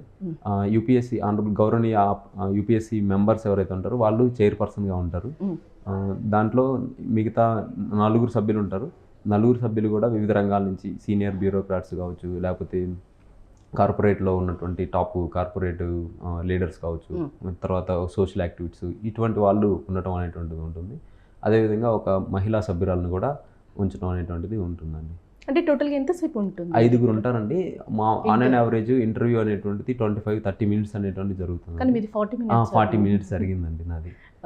నా తర్వాత ఉన్నటువంటి క్యాండిడేట్ ఆమె వచ్చారు, బయటకు వచ్చి నీ ఇంటర్వ్యూ ఏంటి 40 minutes జరిగింది, నాకు ఆకలేస్తుంది, అంటే మార్నింగ్ సెషన్ అది, సో నాకు ఆకలేస్తుంది, టెన్షన్ వస్తుంది, బయట కూర్చొని వెయిట్ చేస్తూ ఉన్నాను అని చెప్పారు. అప్పుడు నాకు స్పృహకు వచ్చింది, ఓకే ఇట్ వెంట్ 40 minutes అని చెప్పేసి. So that was my experience. Uday గారు, ఇంకొకటి ఏంటంటే ఇప్పుడు సివిల్స్ ప్రిపేర్ అయ్యే వాళ్ళు కూడా చాలా స్ట్రెస్ ఉంటుంది. మీరేంటంటే ఒక జాబ్ చేస్తున్నారు, నాన్నగారి కోసం కానిస్టేబుల్ చేశారు, అక్కడ కూడా స్ట్రగుల్స్ ఫేస్ చేశారు, తర్వాత సివిల్స్ అనేది మీ లక్ష్యం ఏర్పాటు చేసుకున్నారు, దాని తర్వాత సివిల్స్ కొట్టారు. ఓకే, ఒక దృఢ సంకల్పంతో మీరు ఇవన్నీ చేసుకొని వచ్చారు. మధ్యలో స్ట్రెస్ని కూడా చాలా ఫేస్ చేశారు, అందులో మళ్ళీ మీడియం కూడా వేరు, మీకు అక్కడ కూడా చాలా ఫేస్ చేసి ఉంటారు, అది నేను అర్థం చేసుకోగలుగుతాను. దీంతో పాటుకి ఇప్పుడు వచ్చే సివిల్స్కి ప్రిపేర్ అయ్యే వాళ్ళు చాలామంది ఉంటారు. ఇందాక మనం మాట్లాడుకున్నట్టే వద్దు ఇంకా నేను చేయలేను, ఎక్కువ స్ట్రెస్కి గురవుతూ ఉంటారు. టోటల్గా సివిల్స్ ప్రిపేర్ అవ్వాలి అని అంటే ఎన్ని అవర్స్ మనం ప్రిపేర్ అవ్వాలి అని అంటారు? ఎట్లాంటి సంకల్పం ఉండాలి, ఏం చెప్తారు? ఇక్కడ మన అవర్స్కి వచ్చినట్టయితే there is no hard and fast rule అండి. ఇన్ని గంటలు చదివితే ఖచ్చితంగా వస్తుంది, ఇన్ని గంటలు చదివితే రాదు, ఇట్లాంటిది ఏమి ఉండదు. రాదర్ మనం ఏం ఫోకస్ చేయాలంటే ఎక్సలెన్స్. అంటే ఒక సబ్జెక్ట్, ఒక టాపిక్ తీసుకున్నాం, ఆ టాపిక్ని మీరు బాగా అవపోసన పట్టాలి, బాగా నేర్చుకోవాలి. పాలిటీ లక్ష్మీకాంత్ అనే బుక్ ఉంటుంది, ప్లస్ ఒరిజినల్ కాన్స్టిట్యూషన్ భారత రాజ్యాంగం ఉంటుంది. సో ఈ రెండింటిని తీసుకొని దాంట్లో మనకి దాని మీద మంచి కమాండ్ రావాలి. సో ఆ కమాండ్ కొంతమందికి 10 daysలో వచ్చింది అనుకోండి, కొంతమందికి 1 monthలో వస్తుంది. సో కొంతమంది ఆ విధంగా చదవగలుగుతారు. సో మీకు కమాండ్ వచ్చేంత వరకు దాన్ని చదవాల్సిందే. సో అది 10 hours 12 hours ఇటువంటిది ఏమి ఉండదు. సో మీరు ఆ రోజు వేసుకున్నటువంటి షెడ్యూల్ ఏదైతే ఉంటుందో ఆ షెడ్యూల్ ప్రకారం మీరు అది ఫినిష్ చేయాలి, దాని మీద మంచి కమాండ్ తెచ్చుకోవాలి. అంతవరకు దాన్ని వదిలిపెట్టకూడదు. ఒకటి when it comes two hours. So దాని తర్వాతకు వచ్చినట్టయితే ఎటువంటి ప్రణాళిక అనేటువంటిది విషయానికి వచ్చినట్లయితే ఫస్ట్ సివిల్ సర్వీసెస్ సిలబస్ని బాగా అధ్యయనం చేయాలండి. సిలబస్ని నాకు ఇప్పటికీ మైండ్లో ఉంటుంది అనమాట.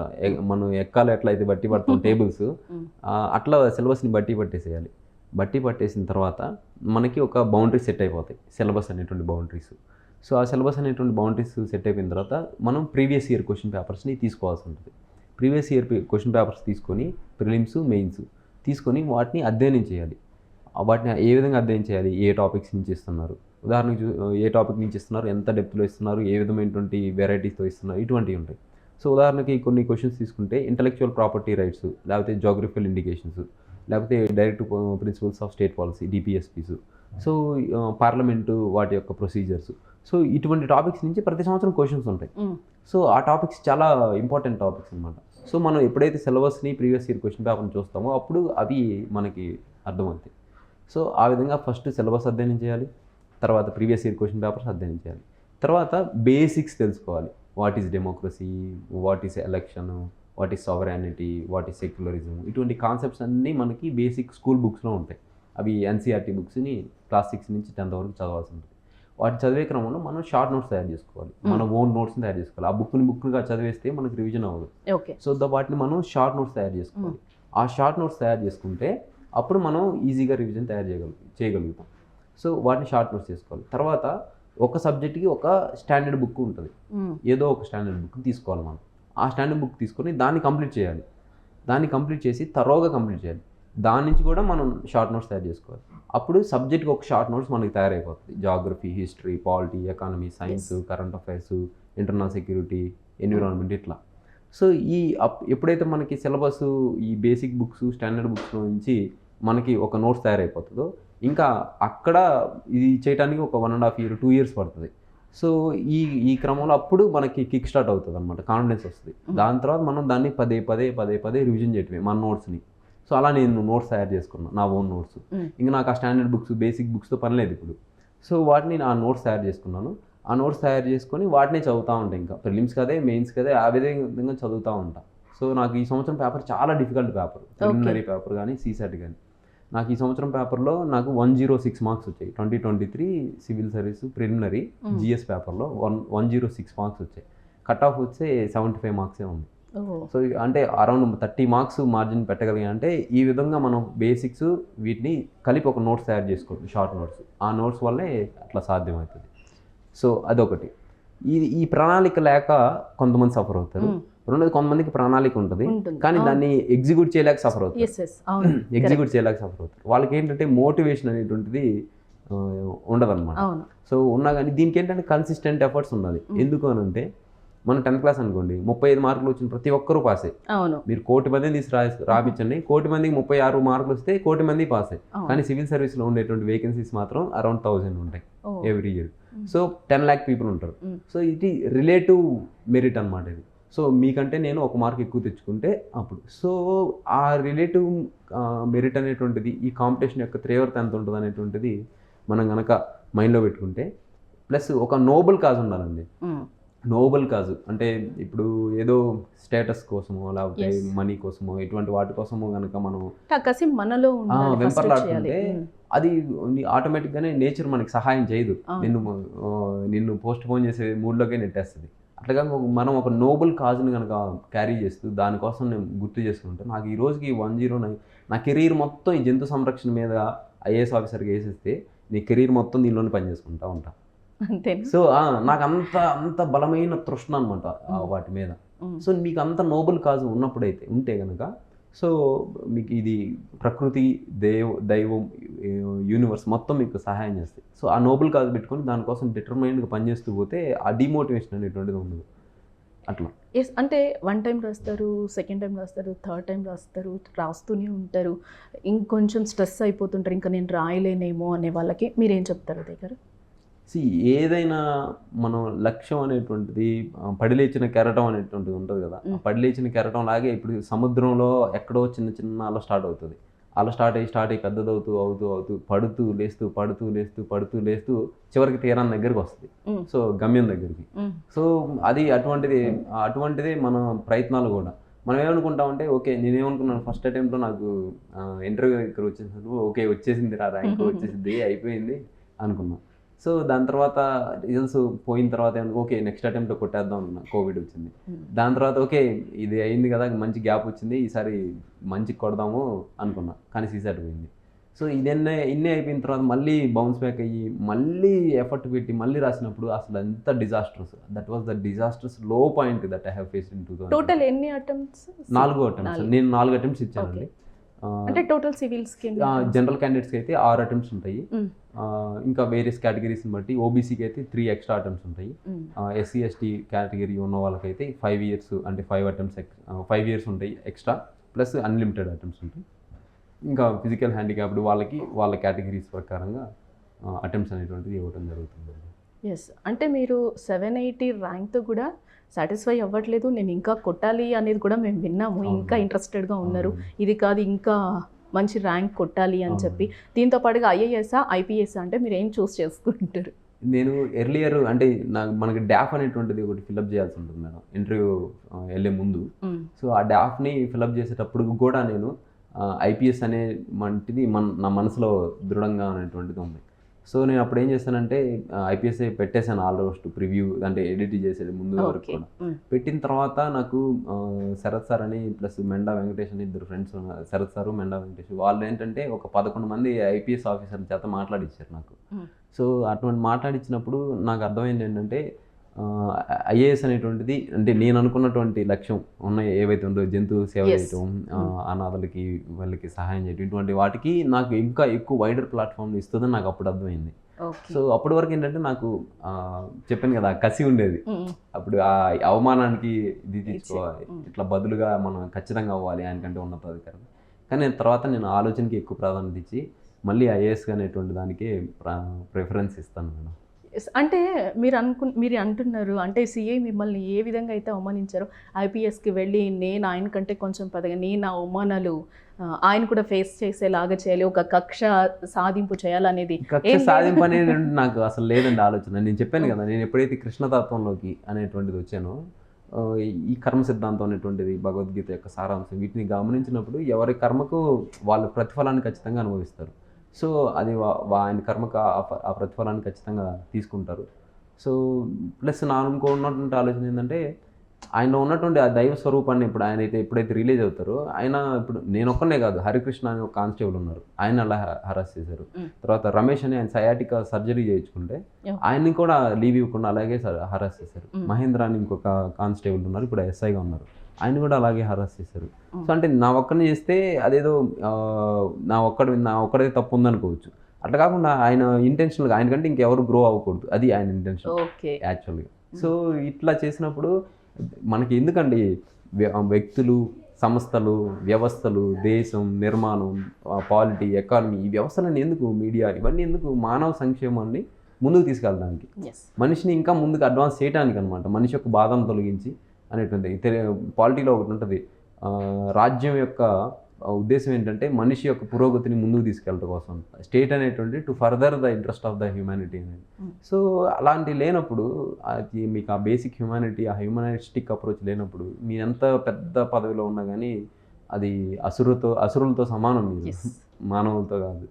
ఎస్, అంటే కానిస్టేబుల్ అంటే ఒక చిన్న క్యాడర్ లాగా తీసి పడేస్తున్నారు, అంటే కానిస్టేబుల్ నుంచే ప్రతిదీ వెళ్తూ ఉంటుంది కూడా. సో అట్లాంటప్పుడు మీరు కానిస్టేబుల్గా వచ్చే వాళ్ళకి ఏం చెప్తారు, వాళ్ళని ఎందుకు అంత డిగ్రేడ్గా చేస్తున్నారు అంటారు? మంచి క్వశ్చన్ అడిగారండి. యాక్చువల్గా ఇది మొత్తం వ్యవస్థని మనం బ్లేమ్ చేయకూడదు, వ్యవస్థలో ఉన్నటువంటి కొంతమంది వ్యక్తులను మనం బ్లేమ్ చేయాలి. సో నేను ఇప్పుడు సిద్ధార్థ కౌశల్ గారు ఐపీఎస్ గారితో నేను ఇంటరాక్ట్ అయ్యాను. నిన్న మొన్న నేను ప్రకాశం డిస్టిక్ ఎస్పీ గారు సుమిత్ గరుడా గారితో ఇంటరాక్ట్ అయ్యాను, ఆయన పిలిచి సన్మానం చేశారు. సో వాళ్ళతో నేను ఇంటరాక్ట్ అయినప్పుడు ప్లస్ మహేష్ భాగవత్ గారు చూడండి సారు, అసలు చాలా ఎంకరేజ్ చేస్తారు సారు. సో ఇట్లా ఉన్నతమైనటువంటి డైరెక్ట్ రిక్రూట్మెంట్లో అయినటువంటి వీళ్ళు చాలా ఉదాత్తమైనటువంటి భావాలతోటి సొసైటీ గురించి, పురోగతి గురించి, ఎంపవర్మెంట్ గురించి చాలా మంచి దృక్పథాన్ని, ఆలోచన కలిగి ఉంటారు. దీన్ని గ్రాస్ రూట్ లెవెల్ వరకు తీసుకెళ్ళడానికి ఎవరైతే ఉంటారో వారధుల్లాగా ఈ సబ్ ఇన్స్పెక్టర్, సర్కిల్ ఇన్స్పెక్టర్ రేంజ్లో వాళ్ళు కొంతమంది ఉన్నారండి. ఆ కొంతమంది ఏంటంటే వాళ్ళకి చాలా నేరో మైండ్ సెట్ ఉంటుంది అనమాట, నేను అనేటువంటి ఒక అహం అనేటువంటిది. సో దాన్ని వాళ్ళు అధిగమించలేరు అంతవరకే. అది మనిషి ఏమో ఆజానువాహుడు, బుద్ధేమో మరుగుజ్జుది అన్నట్టు అంటారనమాట. సో మానసిక మరుగుజ్జుతనం, భావదారిద్ర్యం అంటారు కదా, అటువంటి దారిద్ర్యాన్ని వాళ్ళు అనుభవిస్తూ ఉంటారు. అందువల్ల తమకంటే ఇంకెదరినో ముందుకెళ్తున్నారు అన్నప్పుడు వాళ్ళకి ఆ మెంటల్ మ్యాల్ ఫంక్షన్ అనేటువంటి అవుతుందండి. సో అటువంటి వాటి వల్ల వాళ్ళ వల్లే మనకి ఇది అవుతుంది. సో సర్టైన్లీ పోలీస్ కానిస్టేబుల్ అనేటువంటిది చాలా చాలా మంచి ఉద్యోగం అండి. ప్రొవైడెడ్ దట్ దాంట్లో ప్రమోషన్స్ కొన్ని రిఫార్మ్స్ తీసుకొస్తే చాలా ఇంట్రెస్టింగ్గా మనం చేయొచ్చు దాంట్లో. ఇప్పటికే కానిస్టేబుల్ చేస్తూ హ్యాపీగా ఉన్న వాళ్ళు కూడా ఉన్నారు. వేరియస్ లూప్ లైన్లోకి వెళ్ళి డెప్యుటేషన్ చేసేటువంటి వాళ్ళు.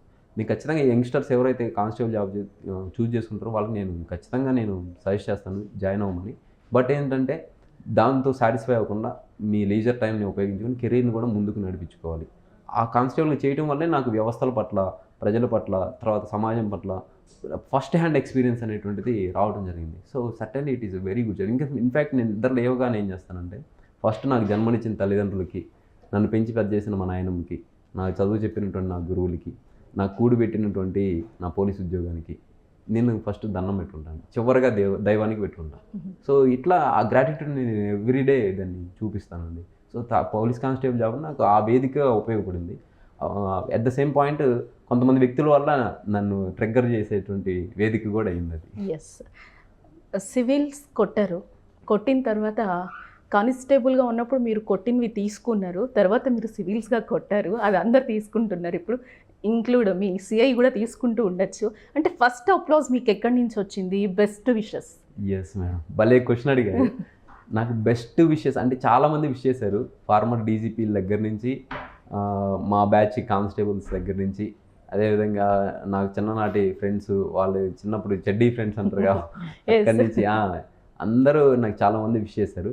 వాటన్నిటిలో నాకు ఒక స్పెషల్ విషయం చేసినటువంటి విష్ చేసినటువంటి వ్యక్తి ఎవరంటే ఫార్మర్ స్టేట్ డీజీపీ గారు, మేడం అరుణ బహుగుణ మేడం గారు. మేడం గారు ఆంధ్రప్రదేశ్, ఉమ్మడి ఆంధ్రప్రదేశ్కి మొట్టమొదటి మహిళా ఐపీఎస్ అధికారిని. మేడం గారు నాకు మెసేజ్ చేశారు. తర్వాత సంతోష్ సార్ అని మాజీ డీజీపీ సార్ ఉన్నారు, సార్ కూడా నాకు పర్సనల్గా మెసేజ్ చేశారు. మహేష్ భాగవత్ సార్ దగ్గర నుంచి నెంబర్ తీసుకొని మెసేజ్ చేశారు. సో అప్పుడు దాకా ఏంటంటే మనం కానిస్టేబుల్స్కో లేకపోతే జీకే చదివేటప్పుడు భారతదేశంలో అంటే ఆంధ్రప్రదేశ్లో మొట్టమొదటి ఐపీఎస్ అధికారి అరుణ బహుగుణ, ఇట్లా జీకే టాపిక్ లాగా చదివేది మేము. సో మా ట్రైనింగ్లో కూడా చెప్పారు. ఆమె అప్లోడ్ చేసేసరికి అసలు నాకు అన్బిలీవబుల్ థింగ్, మేడం ఇంటికి కూడా రమ్మని చెప్పి ఇన్వైట్ చేశారు. సో అది ఎట్ టు హ్యాపెన్, నేను వెళ్ళాల్సింది 2-3 days ఆగిన తర్వాత. సో అది నాకు చాలా స్పెషల్. అండ్ మీ వేదిక తరఫున మేడం గారికి వన్స్ అగైన్ థ్యాంక్స్. ఎందుకంటే ఆమె ఒక రోల్ మోడల్గా ఉన్నారు చాలామందికి. సో నాకు చాలా సంతోషం అనిపించింది. ప్లస్ సంతోష్ సార్ కూడా, సార్ అయితే సార్ పాడినటువంటి ఒక కెరీర్, స్పిరిచువల్ ఆ ఆస్పెక్ట్స్లో పాడినటువంటి ఒక సాంగ్ కూడా నాకు ఫార్వర్డ్ చేశారు, యూ డిజర్వ్ ఇట్ సో అని చెప్పేసి. సో నాకు చాలా హ్యాపీ అనిపించింది ఆ అప్రిషియేషన్ మాత్రం.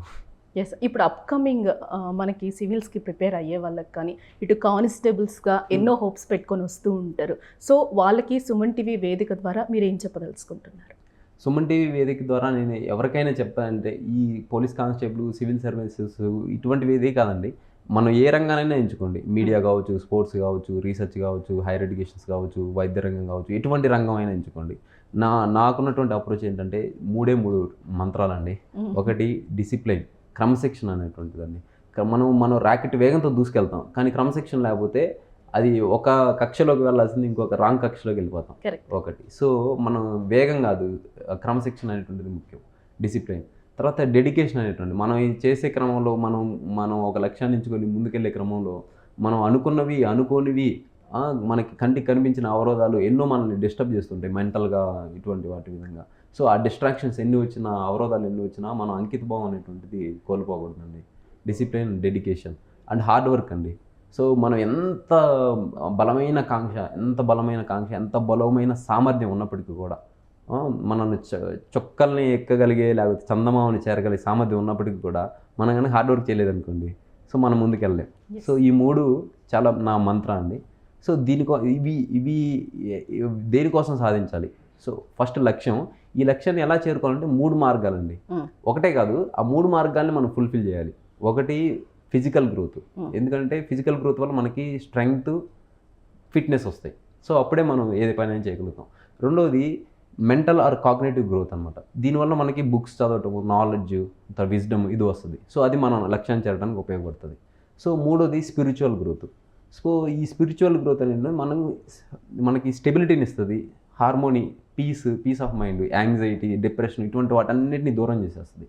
సో ఎప్పుడైతే ఈ 3 మార్గాల్ని సింక్రనైజ్ చేసుకొని డిసిప్లైన్డ్గా, డెడికేటెడ్గా, హార్డ్ వర్క్తో ముందుకెళ్తామో ఇదే కాదండి, ఎంత పెద్ద లక్ష్యమైనా మనం సాధించగలుగుతాం. ఎస్, అంటే మీరు 780తో సాటిస్ఫై అవ్వట్లేదు కాబట్టి మళ్ళీ అటెంప్ట్ చేస్తారా? ఖచ్చితంగా అండి.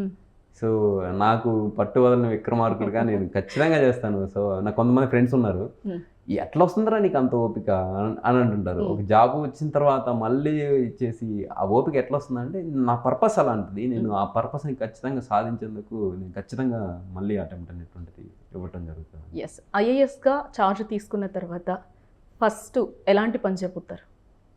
ఫస్ట్ ఎలాంటి పని చెప్పాను అప్పుడు నేను అంటే చాలా బేసిక్ లెవెల్ ఆఫీసర్గా ఉంటానండి.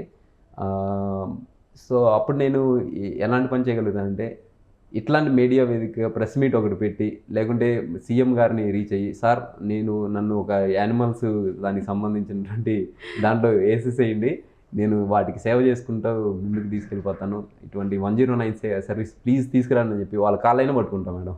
నేను ఆ విధంగా చర్య చేస్తాను. అప్పుడు ఐఏఎస్ ఆఫీసర్గా ఉండి ఇంతగా బతినాడుతున్నా అంటే వాళ్ళు కూడా ఒక ఆలోచనపరమైనటువంటి చేంజ్ రావచ్చు. సో ఆ విధంగా చేయడానికి నేను ఫస్ట్ ఐఏఎస్ ఆఫీసర్ ఛార్జ్ తీసుకుని ఆ విధమైన పని అయినా చేస్తాను వాటి కోసం. ఇప్పుడు మీరు ఎక్కడైతే అవమానం ఎదుర్కొన్నారో ఆ సీఏ గారు ఏమన్నా టచ్లో ఉన్నారా? మీకు ఏమైనా విష్ చేయడం జరిగిందా? నాకు అయితే ఎటువంటి విషయస్ అయితే అందలేదండి. అంటే మీరు ఎక్స్పెక్ట్ చేస్తున్నారా ఆయన వరకు ఎల్లుంటుంది నాకేమన్నా? ఖచ్చితంగా ఎల్లుంటుందండి, ఇటువంటి విషయం ఖచ్చితంగా ఎల్లుంటుంది. సో ఆయన అయితే నాకు టచ్లో లేరు, ప్లస్ ఆయన ప్రస్తుతం ఎక్కడ పనిచేస్తున్నారో తెలియదు, ప్లస్ ఆయన అయితే నాకు విషయస్ చెప్పలేదు. ఇంకొకటి ఏంటంటే నేను 2019 అటెంప్ట్ ఇంటర్వ్యూకి వెళ్ళింది కదా, అప్పుడు నాకు ఆయనకి కొద్దిగా దగ్గరగా ఉన్నటువంటి ఒక కానిస్టేబుల్ ఉన్నారు రామకృష్ణ అని, ఆయన కాల్ చేసి ఇట్లా సిఐ గారు ఉదయ్ ఇట్లా వెళ్ళాడంట కదా అని చెప్పి అడిగారు అని చెప్పి అన్నారు. అంటే అవును ఇట్లా సివిల్స్ ఇంటర్వ్యూకి వెళ్ళాను అని చెప్పి అన్నాను. ఆ ఎంక్వైరీ అట్లా ఆయన ఎంక్వైరీ చేశారని చెప్పి ఎవరికే తెలిసింది. తర్వాత మళ్ళీ ఇంకా అప్పటి నుంచి 20 నుంచి ఇప్పుడు 24 అది ఆ నిఘా ఖచ్చితంగా ఉందండి. అంటే ఎక్స్పెక్ట్ చేస్తున్నారా ఏమైనా విష్ చేస్తారేమో అని అన్నట్టు ఏమైనా అనుకుంటున్నారా? విష్ చేస్తే నేను ఖచ్చితంగా ఆ విషెస్ని రిసీవ్ చేసుకుంటానండి. బట్ పాజిటివ్ వేలోనే రిసీవ్ చేసుకుంటాను. ఇంకా ఆయనలో ఉన్నటువంటి ఆ దైవత్వమే ఆ విధంగా పంపించిందేమో అనేటువంటి, అంటే more than wishes I wish him to realize the God within him. So treat everyone with the humanity and compassion and empathy. So మన పోస్ట్ అనేటువంటిది ఇవన్నీ ఏంటంటే మనుషులకి ఇబ్బంది కలిగించేది కాదు, ఇంకా మనుషుల్ని ప్రోగ్రెస్ చేసే విధంగా ఉండాలి. సో ఒకళ్ళని ఏదో అంటే ఇక్కడ ఒక డిఫరెన్స్ ఉంది, సటిల్ డిఫరెన్స్. అది ఏంటంటే ఏదో డిపార్ట్మెంట్లో దృష్ట్యా నేను పని చేయకపోతే నా మీద చర్యలు తీసుకుంటే that is well and good. నేను ఇంకా దాన్ని అనుభవిస్తాను, నన్ను నేను సరి చేసుకుంటాను. అట్లా కాకుండా ఇంటెన్షనల్గా ఒక వ్యక్తిగతమైనటువంటి కక్షతోటి నాకున్నటువంటి మెంటల్ ఫ్యాకల్టీస్ని దెబ్బతీయాలనేటువంటి ఉద్దేశంతో ఆ విధంగా చేయటం అనేటువంటిది సమంజసం కాదు. సో నన్నే కాకుండా నా తోటి కానిస్టేబుల్స్ కూడా అందరికి కూడా అదే రకమైనటువంటి అనుభవం అనమాట. సో వాళ్ళు నాకు కాల్ చేసి చెప్తుంటారు, నువ్వు ఇటువంటి విజయాన్ని సాధించావు, మా వాయిస్ని నువ్వే వినిపించు అని చెప్పి. సో అందుకే వాళ్ళ పేర్లు కూడా నేను చెప్పదలుచుకున్నాను.